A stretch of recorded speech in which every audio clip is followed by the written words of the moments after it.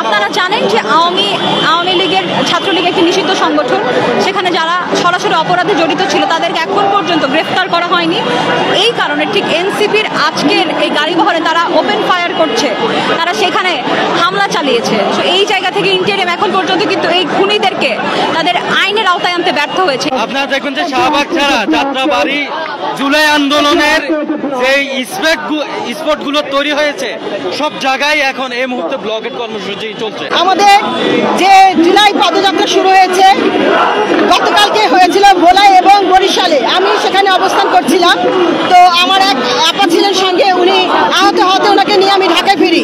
আজকে উনি আহত না হলে হয়তো আমিও সেই জায়গায় অবস্থান করতাম, কিন্তু আমরা এটা তীব্র নিন্দা এবং প্রতিবাদ জানাচ্ছি। আমাদের একটাই দাবি, এই আওয়ামী সন্ত্রাসীদের যেন দ্রুততম সময় আইনের আওতায় আনা হয়। যারা এই ধরনের অপরাধ করছে, বিশৃঙ্খলা করছে, তাদেরকে যেন দ্রুত আইনের আওতায় আনা হয়। হ্যাঁ, এই ৩৬ জুলাইয়ের পরে আমরা ২৪শে গণঅভ্যুত্থানে যে স্বাধীন একটা বাংলাদেশ পেয়েছি, এটা রক্ষা করার দায়িত্ব সবার ছিল।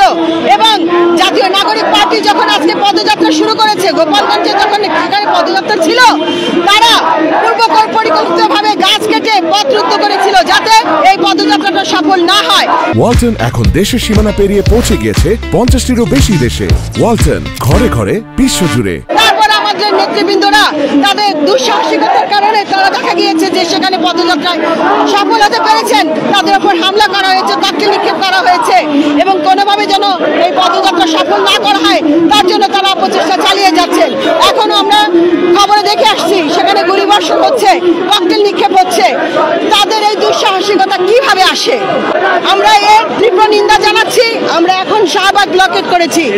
আমরা মনে করি এটা জুলাই বিপ্লবের উপর আক্রমণ।